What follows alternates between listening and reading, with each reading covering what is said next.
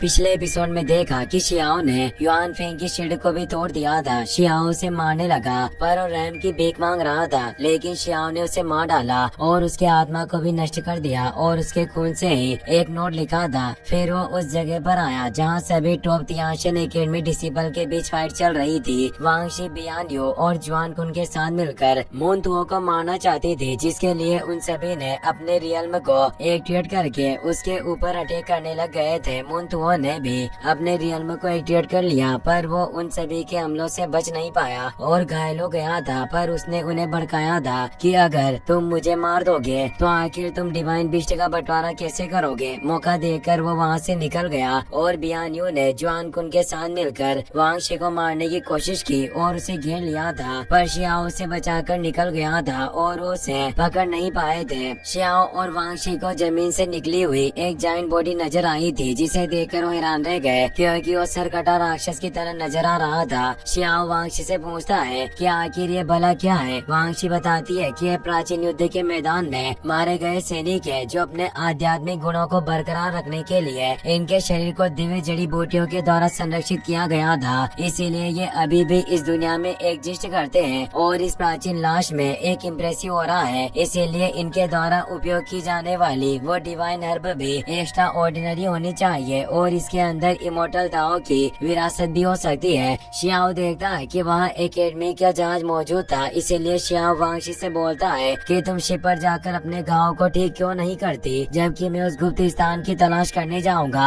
जहाँ वो डिवाइन बिस्ट और ट्रेजर मौजूद है। और अगर मेरा सामना बियान यू और उस जुआन कुन से हुआ तो मैं उनसे तुम्हारा बदला जरूर लूंगा। वांग शी कहती है कि आखिर तुम्हें इतना कॉन्फिडेंस कहाँ से मिलता है। वो दोनों काफी पावरफुल है और वो 3 फ्लोर गैदरिंग के पीक स्टेज पर पहुंच गए हैं। उनकी काबिलियत तुमसे काफी ज्यादा है। शियाओ कहता है कि मैं बस एक विनम्र व्यक्ति हूँ और मैं हमेशा सच बोलता हूँ, तुम फिर भी मुझ पर भरोसा क्यों नहीं करती। तभी आसमान में लाल बादल छाने शुरू हो जाते हैं और उसके अंदर एक जाइंट आई नजर आती है और आसपास कई सारे इविल आई मौजूद हैं, जो असल में विंड क्लेन की हाउ टू सर्च टेक्निक होती है, जिससे तेज एनर्जी सभी तरफ फैल रही थी। वांग शी अपने ड्रैगन पावर से शियाओ और अपने ऊपर एक प्रोटेक्टिव शील्ड को एक्टिवेट कर लेती है, जिससे वो एनर्जी उन्हें ढूंढ नहीं पाती। वांग शी जानती थी कि यह सब विंड कबीले का फेंग जिंगटियन कर रहा है। वो बोलती है कि मैं बियान यू, जुआन कुन और मून तुओ हम चारों खून की लड़ाई लड़ रहे थे, पर इसे फेंग जिंगटियन ने चालाकी से छुपकर काम किया और ये पहले से ही अवसरों की तलाश कर रहा है। वो डिवाइन ट्रेजर और बिस्ट को हासिल करना चाहता था। उसकी इविल आई पेटिशनर्स को भी नुकसान पहुंचा रही थी और सभी जगह से खजानों की तलाश कर रही होती है। वांग शी बताती है कि फेंग जिंगटियन की पावर ट्रांसफॉर्मेशन रियल्म में पहुंच गई है और उसकी ऑरा को देखते हुए ये एहसास हो रहा है कि वो काफी भयंकर चाले चल रहा है और उसने अपने कबीले की एशियन डार्क सेलेस्टियल टेक्निक को भी प्राप्त कर लिया है। शियाओ को याद आता है कि जब उसने मून कबीले के पेटिशनर की याददाश्त चेक की थी तो उसे पता चला था कि विंड कबीला भी उसे मरवाना चाहता है, इसीलिए उसे गुस्सा आता है क्योंकि वो फेंग जिंगटियन से भी बदला लेना चाहता था। वो वांग शी से कहता है कि तुम्हारे कबीले के द्वारा मेरे ऊपर डायमंड सील लगाई हुई है, इसीलिए मेरे सर से तुम उसे हटा दो और मेरा विश्वास करो, मैं तुम्हें कोई धोखा नहीं दूंगा। और उन तीनों ने तुम्हें चोट पहुंचाने की कोशिश की थी, इसीलिए बियान यू, जुआन कुन ने तुम्हारा बदला लेकर रहूंगा और उन्हें पूरी तरीके से खत्म कर दूंगा। वांग शी पूछती है कि आखिर तुम करना क्या चाहते हो। शियाओ बोलता है कि तुम्हें चिंता करने की कोई जरूरत नहीं है, तुम पहले से ही काफी गंभीर रूप से घायल हो, इसीलिए अब वक्त आ गया है कि तुम आराम करो और इस वक्त केवल मैं ही हूँ जिस पर तुम भरोसा कर सकती हो। तो वांग शी उसकी बात मान लेती है और वो अपने लिंक्सी ब्रेसलेट की मदद से शियाओ के हेड पर लगे हुए डायमंड सील को हटा लेती है और अब शियाओ तेजी से वहाँ से निकल जाता है। वांग शी सोचती है कि इसने काफी तेजी से काम लिया और ये उस फेंग जिंगटियन को मारने के लिए इतना उतावला हो रहा है। क्या ऐसा हो सकता है कि विंड फैमिली के द्वारा पहले इसे परेशान किया गया हो। अब हमें फेरी बैटलफील्ड के ताइसु पीक का सीन दिखाया जाता है, जहाँ जुआन कुन के ऊपर विंड कबीले के एक स्कल शॉट टेक्निक से हमला हो रहा था, जिससे निपटने में उसे काफी प्रॉब्लम हो रही थी। ये सब भी फेंग जिंगटियन कर रहा था क्योंकि वो चाहता था कि सभी प्रैक्टिशनर सिर्फ उसकी पावर का सामना करने में ही लग जाए और वो सभी ट्रेजर को हासिल कर ले। शियाओ छिपकर ये सब देख रहा था और सोचता है कि वाकई विंड कबीले की पावर मामूली नहीं है, जिससे ये हान कुन भी इससे दूर नहीं भाग सकता। इस फेंग जिंगटियन ने काफी महान ताकत हासिल की। पर शियाओ को समझ नहीं आ रहा था कि ये जुआन कुन अकेला क्यों है, वो बियान यू कहाँ होगी। तभी शियाओ को कुछ लोगों की आवाज आती है जो फेंग जिंगटियन के आदमी होते हैं। वो बियान यू को ढूंढते हुए 3000 स्टेट के लोगों का शिकार कर रहे थे। वो शियाओ के ही एरिया के थे और सभी काफी थक चुके थे। विंड कबीले के लोग कहते हैं कि तुम सभी काफी कमजोर हो और तुम्हारी क्यू एनर्जी भी खत्म हो चुकी है, इसीलिए हार मान लो। पर तभी शियाओ थंडर एम्ब्रा ट्रेजर का इस्तेमाल करके उन तीनों विंड कबीले के लोगों के शरीर के 2 हिस्से कर देता है, जिससे वो एक ही पल में मर चुके थे और उनका ब्लड चारों तरफ फैल गया था। पर वो अभी भी मरे नहीं थे। शियाओ एक को अपने पास लेता है और अपने सोल सर्च टेक्निक का इस्तेमाल करता है। इससे उसे पता चलता है कि विंड कबीले के सभी लोग ये जानने के लिए उतावले थे कि आखिर 3000 स्टेट के वांग का बैकग्राउंड क्या है, जिससे विंड कबीले के पावरफुल लीडर ने उसे 10 सालों तक ताइचू माइन में कैद रखने का ऑर्डर दिया। और जब उन लोगों ने रिसर्च की तो उन्हें पता चला था कि प्राचीन समय में 7 बॉर्डर किंग के सभी पावरफुल पेटिशनर शिक लेन से थे और उनके साथ उन्होंने संघर्ष किए थे। उनकी पावर काफी महान थी, जिससे विंड कबीला शी नाम से नफरत करते थे। भले ही एकेडमी के रिसोर्सेज लिमिटेड थे, पर विंड कबीले के लोग नहीं चाहते थे कि शियाओ एकेडमी में जाकर पावरफुल बने और कोई भी अपॉर्चुनिटी हासिल करे। शियाओ को काफी गुस्सा आता है, वो उसकी बॉडी को नष्ट कर देता है और काफी लोग विंड क्लैन के लोगों की बची हुई बॉडी को भी अपनी एनर्जी से पूरी तरीके से राख में मिला देता है और उनके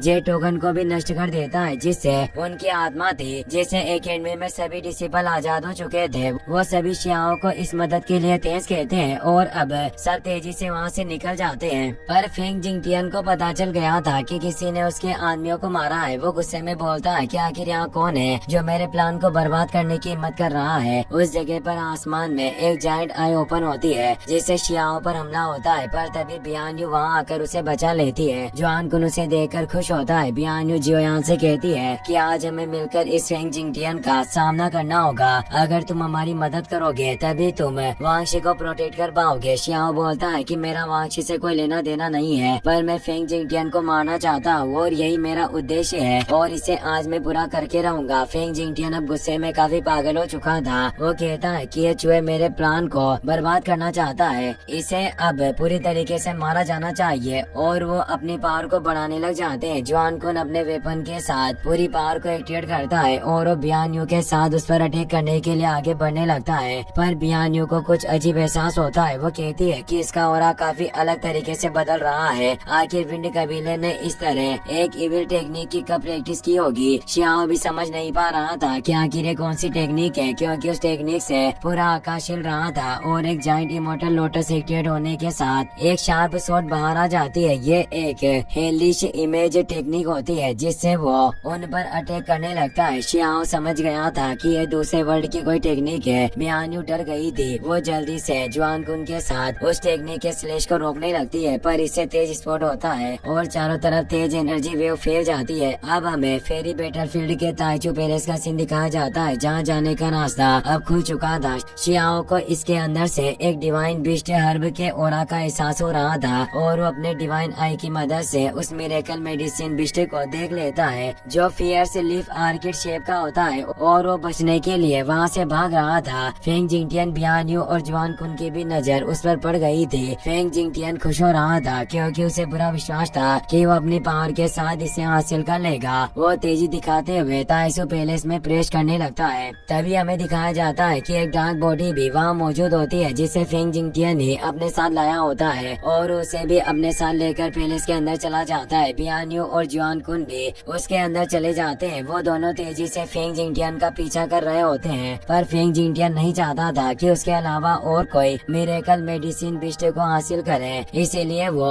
उन पर अपने सरपेंट पावर से अटैक करता हुआ कहता है कि मेरे रास्ते से दूर हट जाओ। जुआन कुन कई सारे रोक को आगे करके उन सरपेंट को रोक लेता है, पर यह काफी विनाशकारी शक्ति थी, इसीलिए बियान यू भी अपनी पावर का इस्तेमाल करती है और उन हमलों को रोकने लगती है। वो हैरान थी कि आखिर विंड कबीले के पास इतने फेरोसियस स्टेट की पावर कैसे हो सकती है। फेंग जिंगटियन काफी गुस्सा था क्योंकि वो दोनों रुक नहीं रहे थे, इसीलिए वो पलटकर अपने ब्लड सेक्रीफाइस से एक तेलिस्मान बनाता है जिससे एक तेज एनर्जी पोर्टल एक्टिवेट होता है, जिससे कई सारे डेमोनिक बिस्ट निकलकर उन दोनों पर हमला करने लगते हैं। वो उन बिस्ट पर अटैक करके आगे बढ़ रहे थे, पर एक बिस्ट के टकराने की वजह से जुआन कुन दूर हो गया था और बियान यू की स्पीड भी कम हो गई थी, जिससे जैसे फेंग जिंगटियन तेजी से आगे बढ़ रहा होता है, बियानु काफी परेशान होती है कि अगर उसे डिवाइन मिरेकल बिस्ट मिल गया तो हम दोनों निश्चित रूप से मारे जाएंगे। जुआन कुन भी अब तेजी से आगे बढ़ने लग गया था, पर फेंग जिंगटियन के पास मौजूद डार्क एनर्जी से उसकी स्पीड काफी बढ़ रही थी और वो तेजी से मिरेकल मेडिसिन बिस्ट के पास पहुंच गया था। वो बिस्ट भी डरा हुआ था और एक पत्थर के टकराने की वजह से